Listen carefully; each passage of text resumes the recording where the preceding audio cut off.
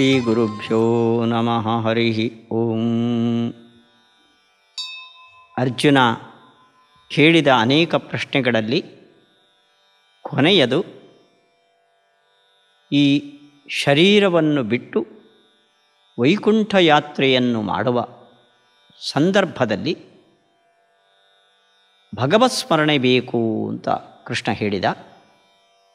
ಅದು ಯಾಕೆ, ಹೇಗೆ? ಅದಕ್ಕೆ ಶ್ರೀಕೃಷ್ಣ ಉತ್ತರವನ್ನು ಹೇಳ್ತಾ ಇದ್ದಾನೆ 5ನೇ ಶ್ಲೋಕದಲ್ಲಿ. ಅಂತಕಾಲೇ ಚ ಮಾಮೇವ ಸ್ಮರನ್ ಮುಕ್ತ್ವಾ ಕಲೇವರಂ ಯಃ ಪ್ರಯಾತಿ ಸಮದ್ಭಾವಂ ಯಾತಿ ನಾಸ್ತ್ಯತ್ರ ಸಂಶಯಃ. ಪದವಿಭಾಗ. ಅಂತಕಾಲೇ ಚ ಮಾಂ ಏವ ಸ್ಮರನ್ ಮುಕ್ತ್ವಾ ಕಲೇವರಂ ಯಃ ಪ್ರಯಾತಿ ಸಹ ಮದ್ಭಾವಂ ಯಾತಿ ನಾಸ್ತಿ ಅತ್ರ ಸಂಶಯಃ. ಅಂತಕಾಲೇ, ಈ ದೇಹವನ್ನು ಬಿಡುವ ಕೊನೆಯ ಕ್ಷಣದಲ್ಲಿ, ಅಂದರೆ ಇದು ಜ್ಞಾನಿಗಳ ಬಗ್ಗೆ ಶ್ರೀಕೃಷ್ಣ ಹೇಳ್ತಾ ಇದ್ದಾನೆ. ಅವರಿಗೆ ಅಂತಕಾಲ ಅಂದರೆ ಮತ್ತೆ ಈ ಪ್ರಪಂಚಕ್ಕೆ ಭೌತಿಕ ದೇಹವನ್ನು ಪಡೆದು ಬರುವ ಸಂದರ್ಭವಿಲ್ಲದ, ಸಾಧನೆಯನ್ನು ಪರಿಪೂರ್ತಿ ಮಾಡಿ ಪ್ರಾರಬ್ಧ ಕರ್ಮವನ್ನು ಮುಗಿಸಿಕೊಂಡು ಇದು ಕೊನೆಯ ದೇಹ, ಇದನ್ನು ಬಿಟ್ಟರೆ ಮತ್ತೆ ಅವನಿಗೆ ಭೌತಿಕ ದೇಹ ಬರೋದಿಲ್ಲ. ಅದು ಅಂತಕಾಲ. ಈ ಅಂತಕಾಲೇ, ದೇಹವನ್ನು ಬಿಡುವ ಕೊನೆಯ ಕ್ಷಣದಲ್ಲಿ, ಮಾಮೇವ ಸ್ಮರನ್, ನನ್ನನ್ನೇ ಸ್ಮರಿಸ್ತ, ಕಲೇವರಂ ಮುಕ್ತ್ವ, ಕಲೇವರ ಅಂದರೆ ದೇಹ, ದೇಹವನ್ನು ಬಿಟ್ಟು, ದೇಹವನ್ನು ಬಿಡುವ ಸಂದರ್ಭದಲ್ಲಿ ನನ್ನನ್ನೇ ಸ್ಮರಣೆ ಮಾಡ್ತಾ, ಯಃ ಪ್ರಯಾತಿ, ಯಾರು ಈ ದೇಹವನ್ನು ಬಿಟ್ಟು ಪ್ರಯಾಣ ಮಾಡ್ತಾನೋ, ಸಹ ಅಂಥ ಸಾಧಕನು ಮದ್ಭಾವಂ ಯಾತಿ.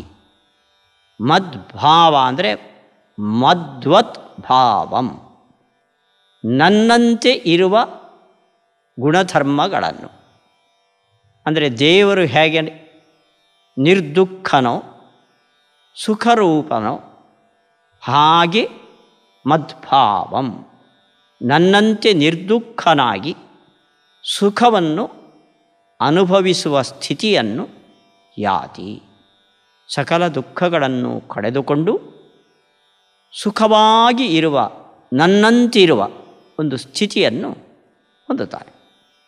ಅಥವಾ ಇನ್ನೂ ಉತ್ತಮ ಸಾಧಕರಾದರೆ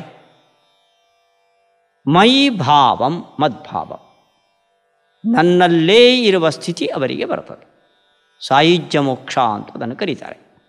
ಪರಮಾತ್ಮನ ದೇಹದಲ್ಲೇ ಒಳಗಡೆ ಇದ್ದು ಸುಖವನ್ನು ಅನುಭವಿಸುವ ಸ್ಥಿತಿ. ಹೀಗೆ ಮದ್ಭಾವಂ ಯಾತಿ.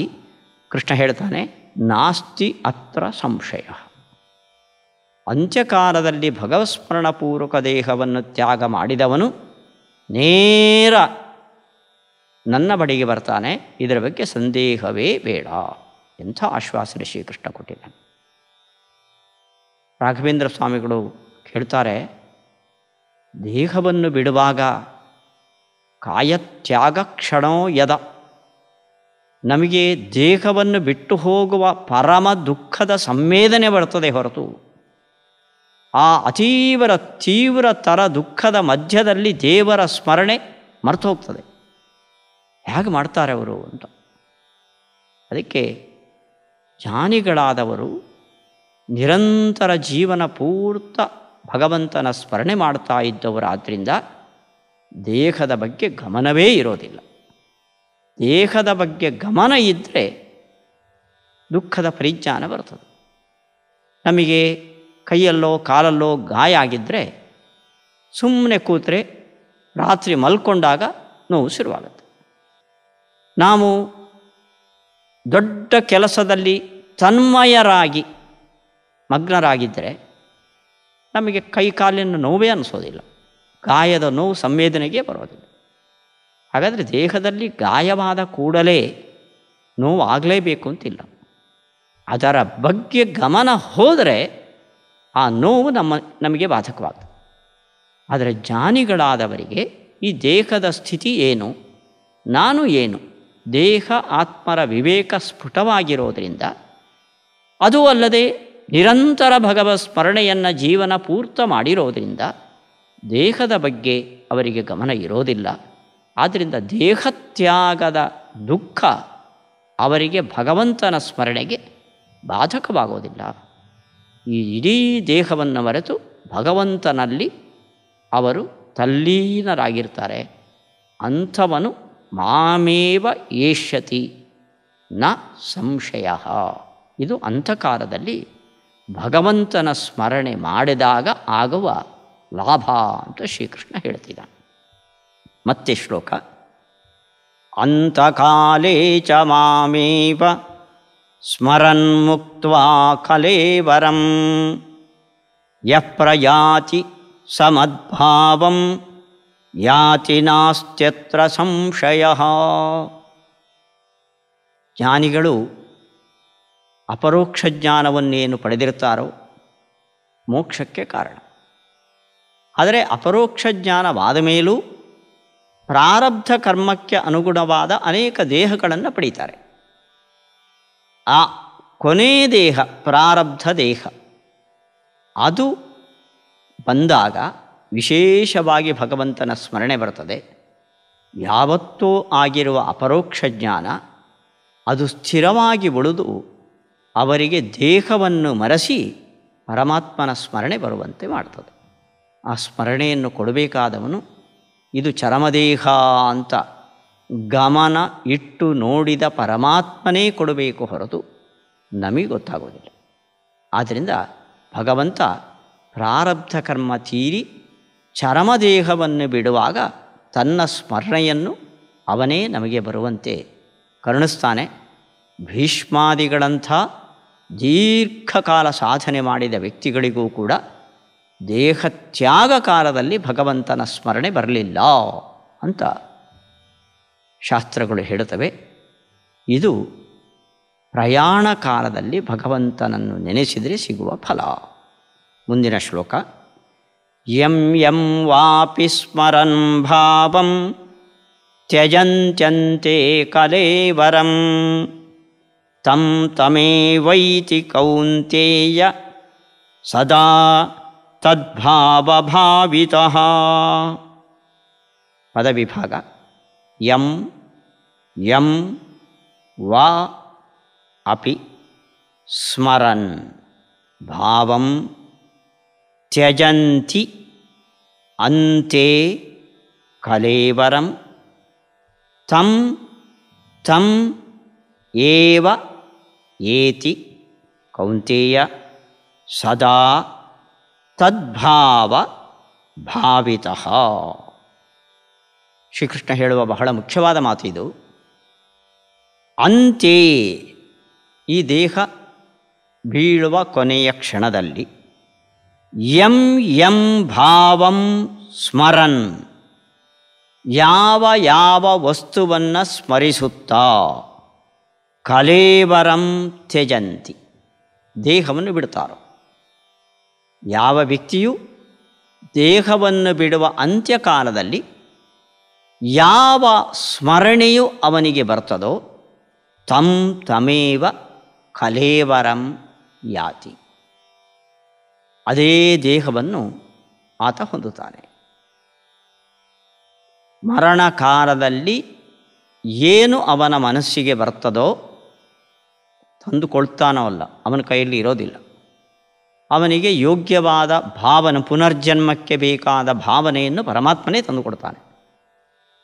ಅಲ್ಲಿಗೆ ಮರಣಕಾಲದಲ್ಲಿ ಯಾವ ಸ್ಮರಣೆಯಿಂದ ಆತ ದೇಹವನ್ನು ತ್ಯಾಗ ಮಾಡ್ತಾನೋ ಅಂತಹ ದೇಹ ಅವನಿಗೆ ಮುಂದೆ ಬರ್ತದೆ. ಭಾಗವತದಲ್ಲಿ ಭರತ ಚಕ್ರವರ್ತಿ ಸಮೃದ್ಧವಾದ ನಮ್ಮ ಈ ಭಾರತ ದೇಶವನ್ನು ಆಳಿ ವಿರಕ್ತನಾಗಿ ರಾಜ್ಯದ ಅಧಿಕಾರವನ್ನು ಮಗನಿಗೆ ಒಪ್ಪಿಸಿ ಕಾಡಿಗೆ ಹೋದ. ತಪಸ್ಸಿನಲ್ಲಿ ನಿರತನಾದ. ಜಿಂಕೆಯ ಸಂಪರ್ಕ ಬೆಳೆಯಿತು. ಅದರ ಪಾಲನೆ ಪೋಷಣೆ ಮಾಡ್ತಾ ನಾನು ಸತ್ತರೆ ಈ ಜಿಂಕೆಯ ಗತಿಯೇನು ಅಂತ ಜಿಂಕೆಯನ್ನು ಎಣಿಸಿ ದೇಹ ತ್ಯಾಗ ಮಾಡಿದ. ಅಂಥಕಾಲದಲ್ಲಿ ಅವನ ಮನಸ್ಸಿನಲ್ಲಿ ಬಂದಿದ್ದು ಜಿಂಕೆ. ಆದ್ದರಿಂದ ಮುಂದಿನ ಜನ್ಮದಲ್ಲಿ ಜಿಂಕೆಯಾಗಿ ಹುಟ್ಟಿದ. ಧ್ರುವಕುಮಾರ ಹಿಂದಿನ ಪೂರ್ವಜನ್ಮದಲ್ಲಿ ಸಾಮಾನ್ಯ ಒಬ್ಬ ಬ್ರಾಹ್ಮಣನಾಗಿದ್ದು ಪಟ್ಟಣಕ್ಕೆ ಬಂದಾಗ ರಾಜ ವೈಭವವನ್ನು ನೋಡಿ ನಾನೂ ರಾಜನಾಗಿದ್ದರೆ ಹೇಗೆ ಅವನ ಮನಸ್ಸಿಗೆ ಹಿಡಿಸ್ತು. ಅಂತ್ಯಕಾಲದಲ್ಲಿ ಅದರ ಸ್ಮರಣೆ ಬಂತು. ರಾಜಕುಮಾರನಾಗಿ ಹುಟ್ಟಿದ. ಹೀಗೆ ದೇಹ ಬಿಡುವ ಕಾಲದಲ್ಲಿ ಯಾರು ಯಾವುದನ್ನು ಸ್ಮರಿಸಿ ದೇಹ ತ್ಯಾಗ ಮಾಡ್ತಾರೋ ಮುಂದಿನ ಜನ್ಮ ಆ ದೇಹ ಬರುತ್ತದೆ. ಸದಾ ತದ್ಭಾವ ಭಾವಿತಃ. ಯಾವತ್ತೂ ತದ್ಭಾವ, ಆ ಧ್ಯಾನದಲ್ಲಿ ಭಾವಿತಃ ಅಂದರೆ ನಿರತನಾಗಿದ್ದಾಗ ಅವನಿಗೆ ಅದೇ ದೇಹಗಳು ಬರ್ತವೆ. ಸದಾ ತದ್ಭಾವ ಭಾವಿತಃ. ಮತ್ತೊಮ್ಮೆ ಶ್ಲೋಕ. ಯಂ ಯಂ ವಾಪಿ ಸ್ಮರನ್ ಭಾವಂ ತ್ಯಜಂತ್ಯಂತೆ ಕಲೇವರಂ ತಂ ತಮೇವೈತಿ ಕೌಂತೇಯ ಸದಾ ತದ್ಭಾವಭಾವಿತಃ. ರಾಯರು ತದ್ಭಾವಭಾವಿತಃ ಅನ್ನೋದರ ಭಾವವನ್ನು ಹೇಳುತ್ತಾ ಏತಚ್ಚ ನಿತ್ಯಸ್ಮೃತಿರೂಪಂ ಸದಾ ತದ್ಭಾವಭಾವಿತತ್ವಂ ಅಪರೋಕ್ಷಜ್ಞಾನಂ ಜನಯಿತ್ವಾ ಭೋಗೇನ ಪ್ರಾರಬ್ಧಾವಸಾನಾನಂತರಂ ಅಂತಕಾಲೇ ಸ್ಮೃತಿಹೇತು ನ ಸಾಕ್ಷಾತ್.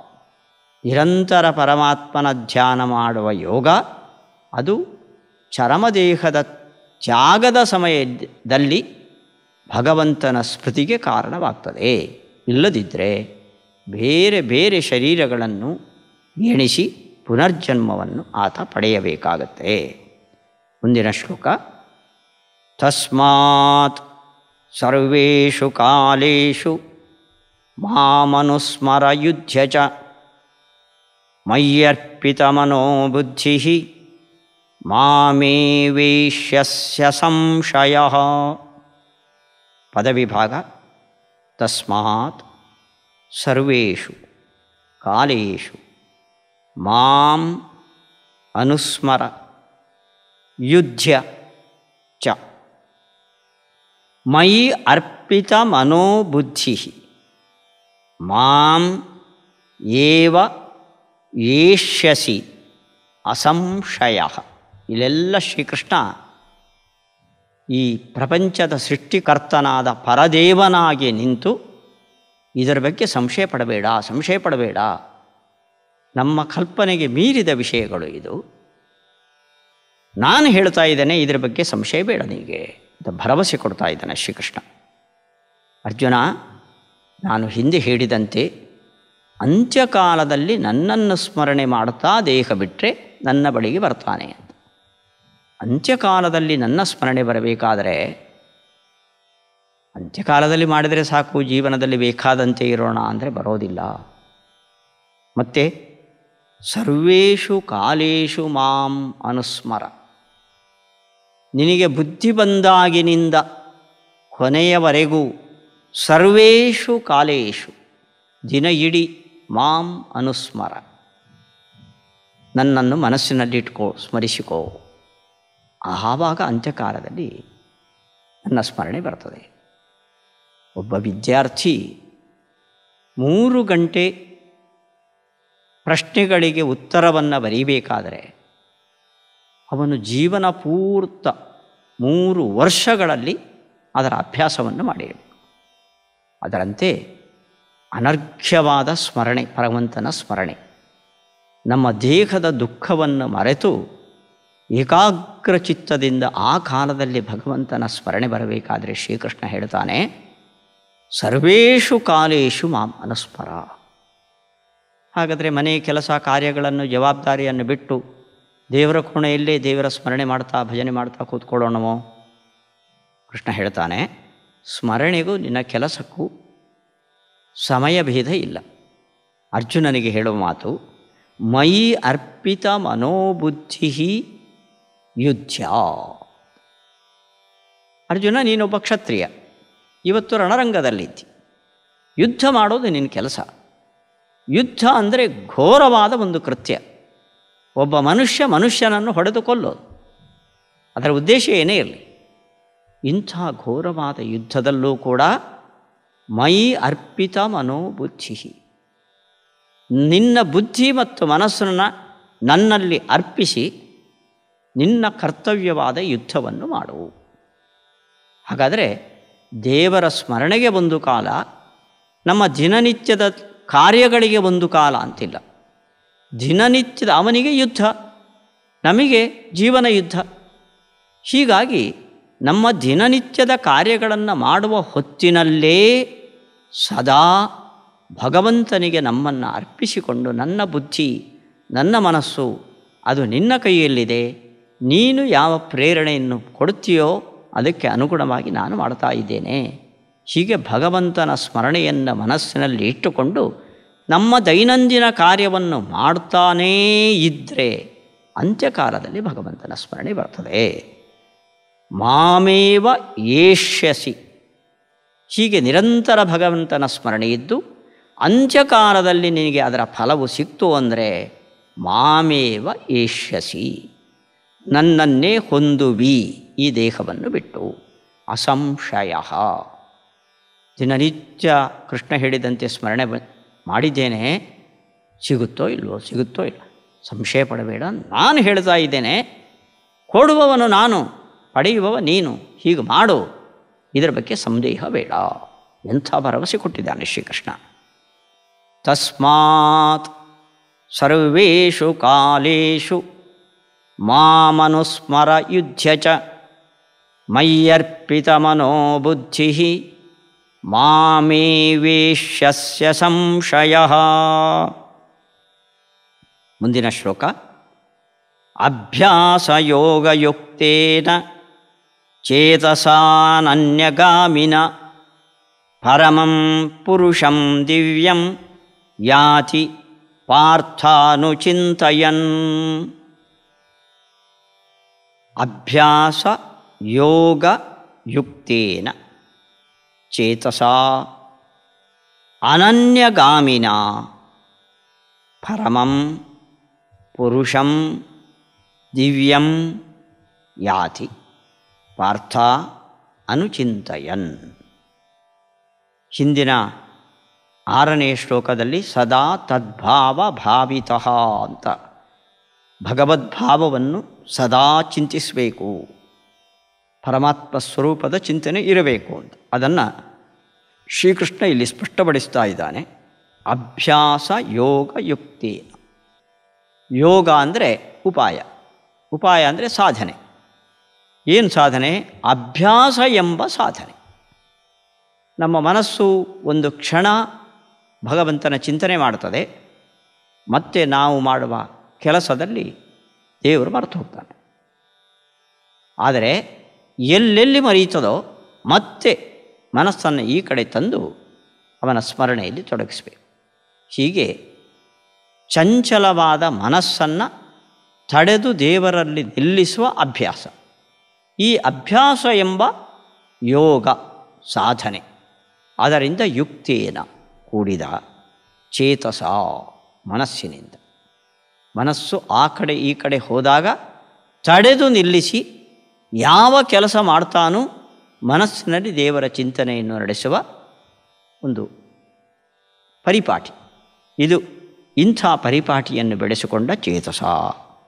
ಅನನ್ಯಗಾಮಿನ. ಅನ್ಯಗಾಮಿ ಅಂದರೆ ದೇವರನ್ನು ಬಿಟ್ಟು ಬೇರೆ ಕಡೆಗೆ ಹೋಗೋದು. ಅನನ್ಯಗಾಮಿ ಅಂದರೆ ದೇವರನ್ನು ಬಿಟ್ಟು ಬೇರೆ ಕಡೆ ಯೋಚಿಸದ ಚೇತಸ ಮನಸ್ಸಿನಿಂದ. ದೇವರನ್ನು ಬಿಟ್ಟು ವಿಷಯ ಪದಾರ್ಥಗಳ ಸೆಳೆತಕ್ಕೆ ಒಳಗಾಗದ ಚೇತಸ ಮನಸ್ಸಿನಿಂದ ಪರಮಂ ಪುರುಷಂ ಪಾರ್ಥ ಅನುಚಿಂತಯನ್, ಮನಸ್ಸಿನಿಂದ ಅನುಚಿಂತಯನ್ ಧ್ಯಾನ ಮಾಡ್ತಾ ಪಾರ್ಥ ಇರೈ ಅರ್ಜುನನೇ ಪರಮಂ ಪುರುಷಂ ದಿವ್ಯಂ ಯಾತಿ. ಹೀಗೆ ಪರಮಾತ್ಮನ ಚಿಂತನೆ ನಡೀತಾ ನಿನ್ನ ಕಾರ್ಯಗಳನ್ನು ನೀನು ನಡೆಸ್ತಾ ಇದ್ದರೆ ನೀನು ಪರಮಂ ದಿವ್ಯಂ ಪುರುಷಂ ಯಾತಿ, ಸರ್ವೋತ್ತಮನಾದ ದಿವ್ಯ ಪುರುಷನನ್ನು ಪರಮಾತ್ಮನನ್ನು ನೀನು ಹೊಂದುತ್ತೀಯಾ. ಅಲ್ಲಿಗೆ ಅನನ್ಯ ಚಿಂತನೆಯ ಅಭ್ಯಾಸವನ್ನು ಮನಸ್ಸಿಗೆ ಕೊಟ್ಟು ನಿರಂತರ ಭಗವತ್ ಚಿಂತನೆಯ ಮೂಲಕ ಅಂತ್ಯಕಾಲದಲ್ಲೂ ಹರಿಸ್ಮರಣೆಯನ್ನು ಮಾಡಿದರೆ ನಿನಗೆ ಪರಮಾತ್ಮನ ಸಾನ್ನಿಧ್ಯ ಪ್ರಾಪ್ತಿಯಾಗ್ತದೆ. ಮತ್ತೊಮ್ಮೆ ಶ್ಲೋಕ. ಅಭ್ಯಾಸಯೋಗಯುಕ್ತೇನ ಚೇತಸಾನನ್ಯಗಾಮಿನಾ ಪರಮಂ ಪುರುಷಂ ದಿವ್ಯಂ ಯಾತಿ ಪಾರ್ಥಾನುಚಿಂತಯನ್. ಇದುವರೆಗೆ ಭಗವಂತನ ಚಿಂತನೆ ನಡೆಸಬೇಕು, ಸ್ಮರಣೆ ಮಾಡಬೇಕು ಅಂತ. ಏನು ಸ್ಮರಣೆ ಮಾಡೋದು? ಭಗವಂತ ಭಗವಂತ ಭಗವಂತ ಅಂತ ಎಷ್ಟು ಅಂತ ಹೇಳೋದು? ಆ ಭಗವಂತನನ್ನು ಧ್ಯಾನ ಮಾಡುವ ಕ್ರಮವನ್ನು ಯಾವ ರೀತಿಯಿಂದ ಧ್ಯಾನ ಮಾಡಬೇಕು ಅನ್ನೋದನ್ನು ಮುಂದೆ ಶ್ರೀಕೃಷ್ಣ ತಿಳಿಸಿಕೊಡ್ತಾನೆ. ಭಗವದ್ಗೀತೆಯ ಈ ಜ್ಞಾನ ಕಾರ್ಯದ ಪ್ರಾಯೋಜಕತ್ವವನ್ನು ಮಾನ್ಯರಾದ ಪಿ ಜಯರಾಮ್ ಇವರು ಆಯೋಜಿಸಿದ್ದಾರೆ. ಅವರಿಗೆ ಶ್ರೀಕೃಷ್ಣ ವಿಶೇಷವಾದ ಜ್ಞಾನ ಭಕ್ತ್ಯಾದಿಗಳನ್ನು ಕೊಟ್ಟು ಸೌಭಾಗ್ಯವನ್ನು ಕರುಣಿಸಲಿ ಅಂತ ಪ್ರಾರ್ಥನೆ ಮಾಡೋಣ. ಶ್ರೀಕೃಷ್ಣಾರ್ಪಣಮಸ್ತು.